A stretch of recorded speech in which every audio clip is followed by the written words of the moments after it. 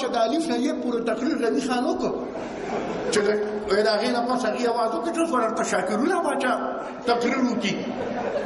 ډېر سپېر خو هغه یو څو ټکي لکه زما ګوټه کړي وه خو ته غني خان ویلي وی چې دی راغی وی چې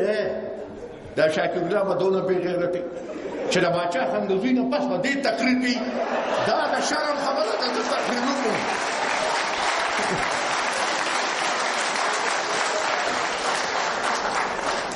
نو ما ته همدغه مسله ده چې کومې نقطې مې ځان نه راغونډې کړې وې اول په ستاسو سیکرټري صاحب راغی او هر یو کس وایي زه څه نه ویم هر یو وایي زه څه نه ویم خبره به یې پوره کوله ما د قصده په دې طریقه دا تقریر ځکه شروع کړ چې حقیقتا د آخریني دوه شاعرانو زم ډېر سخت بېسوره کړي وو تاسو یې هم ډېر سخت بېسوره کړي وې او ځکه مې دا ووایي چې دونه ورته ووایم چې اوس هم په هغه پښتنه خاوره کې داسې خلک شته چې په دې حالاتو کې مغي خاندي او په دې حالاتو کې مغي خوشحاله وي زه ولې خفه شم بنیادی خبره خو دغه ده زه خو هر چاته وایم بلا خوف تردید وایم که د چا په پلار کې ایماني تردید وکړي بې د عوامي نیشنل پارټۍ نه په پاکستان کې یوې پارټۍ سره سیاسي پروګرام شته نه سیاسي پروګرام یوازې تاسو سره ستاسو که یا چې ما دلته یو ځل تاسو ته تقریر کوو د نن درې څلور کاله مخکې تاسو ته مې دا ویلي چې مونږ خوش قسمته یو چې مونږ د خپلو مشرانو منزل هم ښولی دی او هغې منزل ته د رسېدو لارې هم راته ښولی ده خلک اوس لګیا دي څوک ځان له منزل لټوي او څوک ځان له لارې لټوي خو زه نن رښتیا خبره دا ده نن به ځان ته هغه تقریر را مخکې کوی کوم چې ولی خان کړو چې کله د باچا خان بابا مرکز افتتاح کوله تاسو به کتلي چې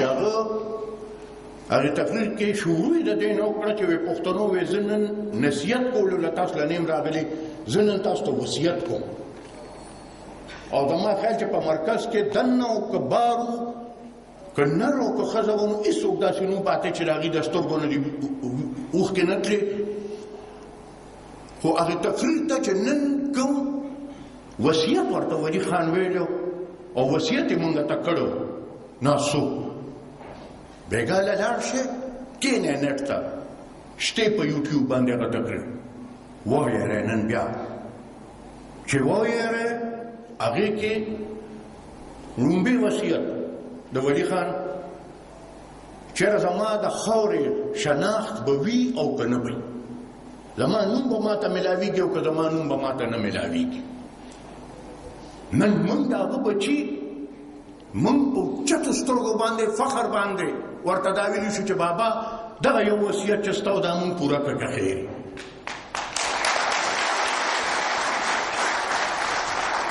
په دې اخره کې که ستاسو یاد شي دلته نه به هم ډېر ټلیفونونه راتله چې دا وایي مني او نه مني او مني او نه مني ما پسې مسلم لیګ یو وخت راغی وی مونږ خبره اتره کوو نو ما زه کېناستم وی چې سیاسي خبره کوو نو ما ورته وخندل مې چې زه خو نن سیاستدان نه یم زه خو نن دلته کاروبار والا سړی ناست یم بزنس کوم هغوی راته ښکلې بېزتي کوي نه څه سپینه خبره درته کوم ستا یو شی پکار دی زما قیمت پکار دی ما له قیمت را ته چې څه کې هغه کوه خو ما له به زما قیمت راکې نو یې هغه څه قیمت دی نو مې هغه قیمت دی چې په ولي باغ کې ته راغلې او تا ولي خان سره یو واده کړې وه هغه واده نن هغه مړ دی خو هغه واده به ته پوره کړې خیر خبره اخره دی له راځه چې یاره وې دا خیبر هم ورسره والی ما زه چې راووتم ما ته پرس والا وی چې یاره چې دا خو عجیبه خبره وه دا خیبر پښتونخوا د کوم ځای نه راغی خو ساده پښتونخوا وه ما ورته یاره دا ظالمان خو یا بازار ته چې ځي شاپینګ نه یا دوبۍ ته ځي او یا لنډن ته ځي ما هلته چې اکثر دا سیلونه وینئ دوی چې بای ون ګیټ ون فری نو مونږ چې پښتونخوا غوښته دوی په فری کې راله ورسره خیبر هم راکړ نو زه یې ولې انکار وکړم چې خیبر دې ماله راکړئ او دویمه خبره ده چې که زما د صوبې هغه پخواني نوم راوالی شمال مغربي سرحدي صوبه چا به ورته دا وي ټولو به ورته صوبه سرحد وي ټیک ده دی د معلومات کې نو زه ځان له لنډو زور د پښتونخوا وایم که د چا پیړو چوي درته د دې پیړو چوي چې مې نه خوښ نو نه به وایم ورسره دا دویم ټکي یو دغه وصیت د ولي خان دویم هغه وصیت چې بیا وګوره نو مخکې هغه ناره چې کومه به مونږ او تاسو په شریکه واله چې خپله خاوره او خپل اختیار ونه منو د بل اختیار دې کې به بنیاد چونه بداو چې آیا زما په وسایلو به زما خپل اختیار وي او کنه زما به خپل اختیار ني هر ځل چې به مونږ دې سټیج ته رالو دلته زما خیال زه په لومبي ځل په بهان مې که راغلم 91 یا 92 هغه راغلم د هغه وخت به مونږ تاسو ته وایو چې بس زما د بچي د خولې نوړی ده او په دې د بل چا حق نه مونږ دا به زما د بچي خولې ته ځي او هر تقریر کې چې دلته راغلي نو تاسو ته هم دا خبره کړې ده ستاسو هم د ډېرو کسانو په اړه کې دا راغلي چې مړه خو دغه یو خبرې زده ده خو چې هر ځل راشي همدغه د نوړی خبره ده د نوړی خبره ده نن درله د مبارکي در کوم تفصیلات یې درته حیدر خان ووایي نن درله د مبارکي در کوم چې ستا د بچي د خولې نوړم ستا د بچي په خوله کې د چا پلار و ستا د بچي د خولې نه نشي ایستی هغه دویمه حصه د هغه د وصیت امون ومنل ګټو دریمه آخر تقریر کې الفاظ د ولي خان چې زما د اسمبلی د قراردادونو چې د کالاباغ په باره کې پیش شوي دي او منظور شوي دي د هغې به حیثیت وي او که هغې به حیثیت نه وي یو پنجابي وزیر په داسې وخت کې چې دا اتلسم ترمیم راغلم نه دی لا ستا د صوبې پښتونخوا نوم نو او یو پنجابي وزیر په لاهور کې پاسي او په لاهور کې هغه دا وایي چې چونکې د سند او د پښتونخوا خلک کالاباغ نه مني لهذا مونږ کالاباغ ختم کړ د دې نه لویه ګټه زما لپاره بله کمه هغه د ولي خان د وصیت هغه پاڼه هم مونږ پوره کړه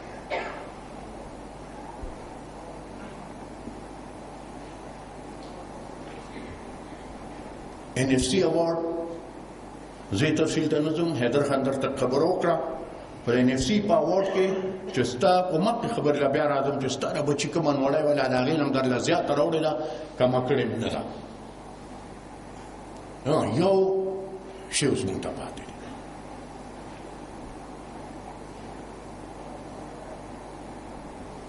او هغه په خپله خاوره باندې امن راوستلی دی زه یو خواست کوم نن هم یو ملګري دغه خلکو ته طالبان وایي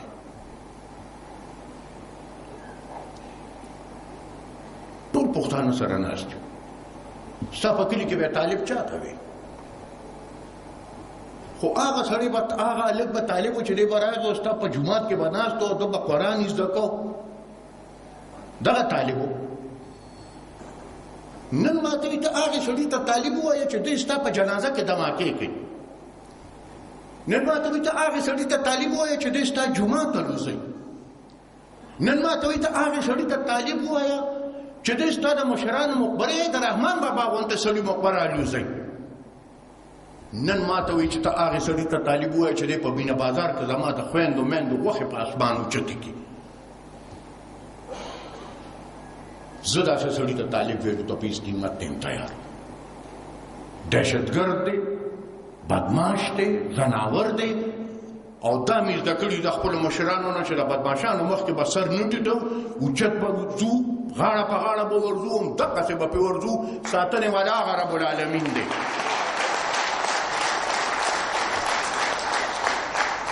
او بلکل څنګه چې درته حیدر ووایي یو نقطه به د حیدر نه راغی پاتې شو ما خبره داسې ده چې هر انسان چې هغه ووایي چې زه د تشدد غندنه کوم هر انسان چې هغه ووایي چې زه د حکومت وقت قانون منم هر هغه انسان چې دی وایي چې زه به په دهشتګردۍ کې حصه نه لم. څلورمه ورسره هغه وه چې هر هغه انسان چې هغه ما له دا تسلي راکوي چې زما خاوره به نه په پاکستان دننه او نه د پاکستان نه بهر د چا خلاف استعمالېږي په دهشتګردۍ کې، زه تیار یم چې ورسره کښېنم او ورسره خبرې وکړم.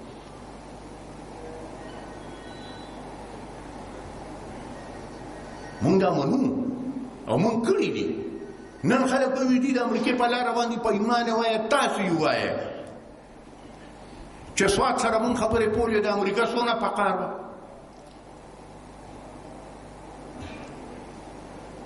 چې دوی ورسره مذاکرات شروع کړه، حیدر خان دي ناراغي او نایب وزیرو هغه وخت به ډېر ته راته هغسې پټۍ ګیرې وه، باوچر راغې ما پسې ورسره هغه د هغه وخت هغه سفیر هم وه. وی تاسو به خبرې اترې نه کوئ؟ مې مونږ یې کوو. تاسو دا نظامیات نه شئ کولی؟ مې مونږ یې کوو. په خبرو کې چې سره ده بیخي داسې لاندې وتو مړه لکه چې دوه بنې لاندې وځي. ما ورته ویل زه ستا نه یو تپوس کوم، که زه دلته نه جست وخېږم او زه درشم او زه تا ته ووایم په واشنګټن کې چې ته به په نیویارک په دې طریقه حکومت کوې او په دې طریقه به یې نه کوې، تا ته به زه بېوقوف ښکارم او که به نه ښکارم. نو په خندا شو ما ته دا خو ډېر په یو عجیبه طریقه تا ما ته بېوقوف ویل. ما چې نه ما تا ته بېوقوف نه دي ویلې، ما خپل ځان یاد کړی. خو ما ورته زما خاوره ده، زما خلک دی، ما پرېږده چې زه په خپله طریقه باندې خپله خاوره را کنټرول کړم. خو دا یو سړیتوب یې بیا منم چې کله نظامیه د لوټ شو او کله هغه عوام راپاڅېدل بیا د طالبانو خلاف، د واشنګټن نه ما ته ټلیفون وکړو، ما ته سنګیار خان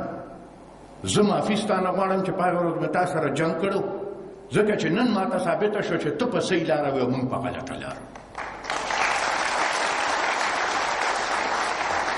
نو موږ هغه وخت کې هم دا پروا نه ده کړې چې څوک به خفه کېږي او څوک به خوشحالېږي.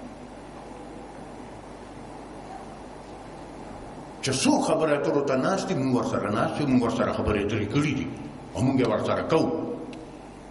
خو لکه ما چې درته وویل دغه څلور شرطه دي، دغه څلور شرطه به اول مني چې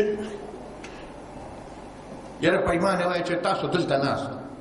چې په ورځ کې یو ځل کور سره خبرې نه شوي، زړه م تسلي کوي او چې خبرې وکړي نو په ایمان وایي چې د لوی ماشوم د هر یو تپوس کوي او که نه کوي. چې تر کومه پورې دا حالات دي نو زه چا سره کښېنم؟ ګوره دا نامې افتخار زوی چې شهید شو،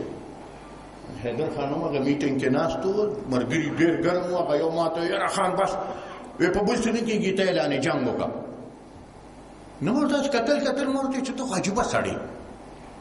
ما ته دوه کسان وښیه چې دغه دوه ستا دشمنان دي، نو زه به اعلانې جنګ وکړم چې هلکه ورده په دې باندې. خو موږ خو په یو داسې جنګ ورغلي یو چې ما دشمن پېژني خو زه خپل دشمن نه پېژنم.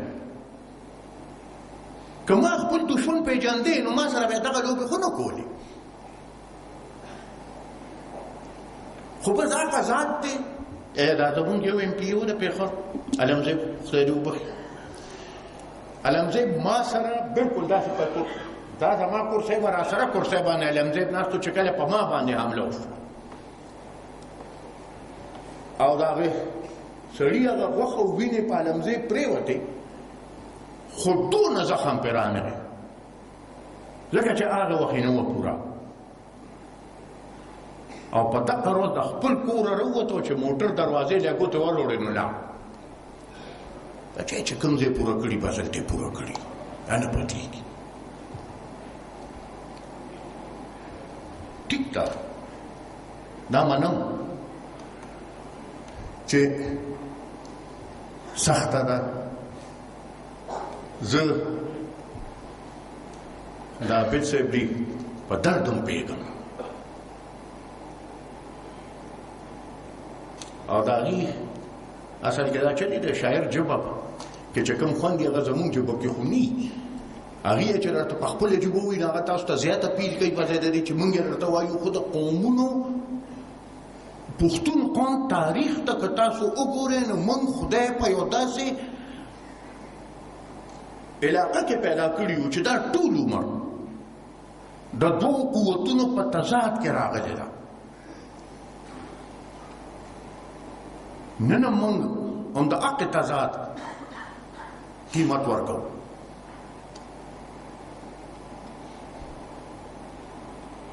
دولت بیگ نه راواله ای پښتون قوم سره خلکو څه سونه اره خپل مشرانو خو درته د قیوم خان د زماني کیسې کړي کړه.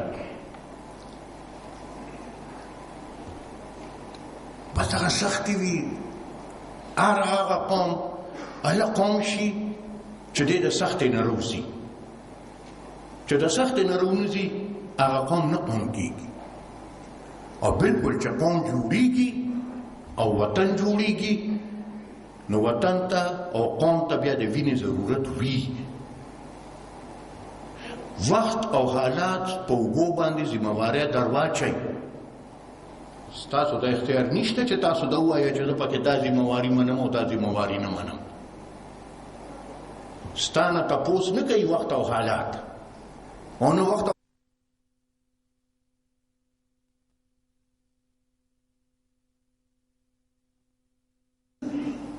نن ټیرریزم دی. هغه منظم جنگ نه یو قدم مونږ مخکې شو. نن دلته کې دماکه او هلته دماکه هلته دماکه هلته دماکه او د دغې دماکو نه خو زما خیال د دنیا یو حکومت دغې نه ځان نشي خلاصولی. ما بل ورځ خپل مرکزي مجلس عاملې ته وی چې دا یو خبر ورته کوم چې منظم سیول نافرمانی او سیول جنگ خو به ختم شي، خدا د ټیرریزم واقع او بیا هغې کې خاص کر ټارګټینګ او ټارګټینګ د چا ګوره نن کې په تاسو نظر واچوئ نو د حکومت یوازې زمونږ نه دی. حیدر سره په کابینټ کې چې څونه زمان د خپلې پارټۍ ملګري دي دونه ورته د بلې پارټۍ ملګري دي، خو د هغې به تاسو چېرته نه اورېدلې چې د هغې ټارګټینګ وشو. ولې؟ صرف او صرف دا یو وجه ده چې هغه خلکو ته پته ده چې موږ ذهني طور او نظریاتي طور د هغې خلاف شو. د عقل وضع د خلاف یو چې ولي خان کله پاڅېد او په پېښور کې اعلان وکړو دا جهاد نه دی دا فساد دی. او د حق جهاد او د فساد د جنګ نه موږ را روان شو او تر ننه پورې ورته ولاړ یو مقابلې کوو او که خیري که خیري که خیري تر هغې پورې به مقابله کوو چې ختم یې کړو. شپه ده زبونه ده او دا تاسو خو دلته مزدورۍ کوئ خو د سهار کې دا چې د مولا بانک ته لږ وخت پاتې شي دغه وخت د شپې ټولو کې زیات سخت دی. هر چا له خوب ورځي هغه وخت کې هر څوک جوټې وایي که تاسو خیال کړي د غلم په دغه وخت کې راپاڅي ځکه چې زه ټوله شپه به ویښه تېره کړي اوس به وده کېږي حق سباون که خیري را روان دی. ما چې دلته د سنبهان مې نه تر ننه پورې درته کومه خبره کړې ده هغه خدای د باچا خان بابا په برکت او د ولی خان په برکت باندې خدای رښتیا ثابته کړې ده. نن درته دا وایم دا سباون را روان دی. په دقې خاورې به صرف او صرف یو سوچه کسکر پښتون ناست دي، نور خلک به بیني. که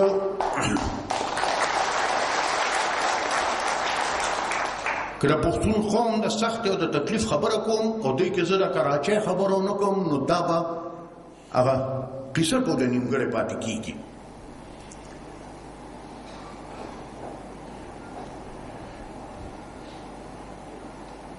کراچۍ رښتیا خبره دا ده چې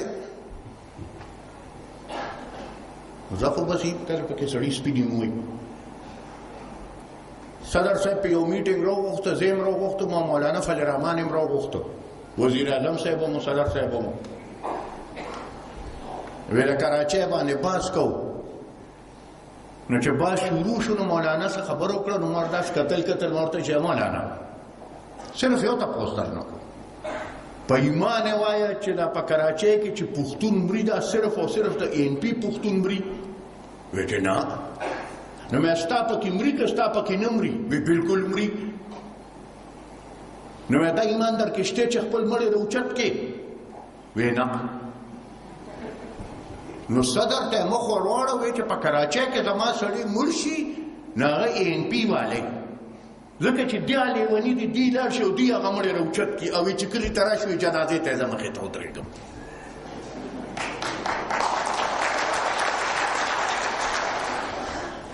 زما دغه سره کار نشته چې دا د ANP دی او که د ANP نه دی چې پښتون مري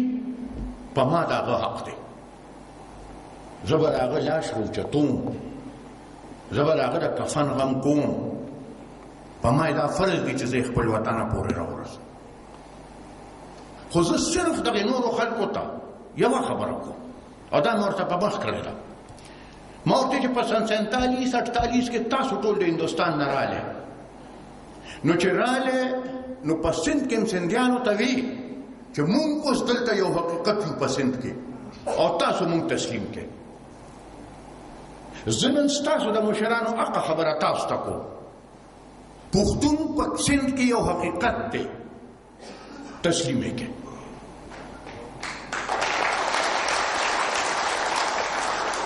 ته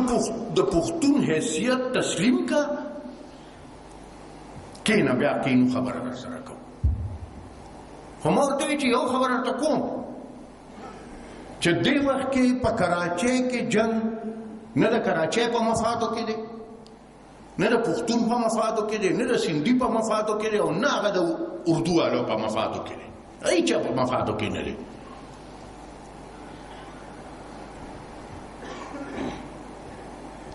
کینا خدای ګاونډیان کړو په کراچۍ کې که ته ډېر سوالونه وکړې د دې ګاونډګیرۍ نه ته نشې خلاصېدی او که زه ډېر سوالونه وکړم زه ستا د ګاونډګیرۍ نه نشم خلاصېدی خو زه به تا تسلیموم ته به ما تسلیموې تاسو په یو شي نظر لږ واچوئ کراچۍ کې دا غوبل هله زیات شو چې په لومړي ځل په کراچۍ کې ANP دوه د صوبۍ اسمبلۍ سیټونه وګټل او ځان له په اسمبلۍ کې یو حیثیت پیدا کړ نو هغوی سره حقه غم شو ګنې مخکې به هم په دې سیټونو باندې د جماعت اسلامي خلک تله دې ته په اعتراض نو د جمعیت خلک به تله دې ته به په اعتراض نو خو چې کله پې زمونږ خلک لاړل نو دې ته په اعتراض شو نو زه ورته میدان خو یار نشم پرېښودی ګورنر ما ته یو ورځ څه خبره وکړه ما ورته ګورنر صاحب زه درته یو خبره وکړم زمونږ په د سند ګورنر ما زه درته یو خبره وکړم چې زمونږ پښتو کې متل وي چې زما چې ستا شال ورسره سوځي زما د څادر د خدای بیړۍ چپه کړي ما ورته زه درته یو خبره کوم ته به زما مازده بنده کړي خو زما د مزدې په مقابله کې که ستا د سیټ یوه کارخانه ما نه وچلېده زه به هم د سره پښتون نیم یا بسم الله ما ورته زما ستا جنګ په څه دی د خدای ظالمه ستا د کور د ښځو څوکیداري پښتون کوي په ایمان وایي چې د ښځو څوکۍ ته پښتون په ګېټ ولاړ یو که نی ولاړ ما ورته چې په کوم ګاډي کې ته ځې هغه پښتون چلوي کارخانه ستا ده زه مزدور یم نو زما دا سره په څه جنګ دی او که دې بل شانې ورته وګورې نو ما ورته زما ستا نه حق ځکه زیات دی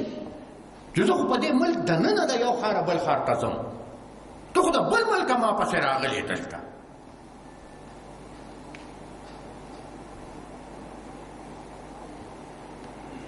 دغه ځای له به که خیرې راځي دی به د پښتون حیثیت په کراچۍ کې تسلیموي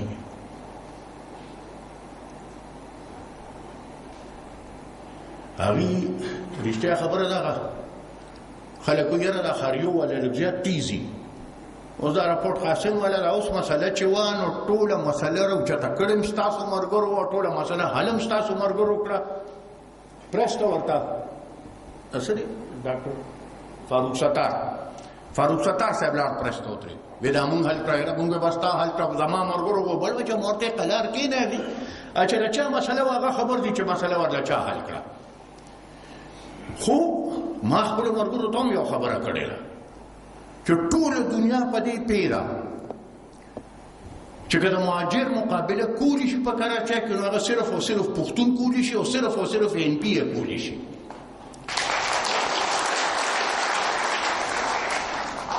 نو ما ورته چې اوس به یو احتیاط کوئ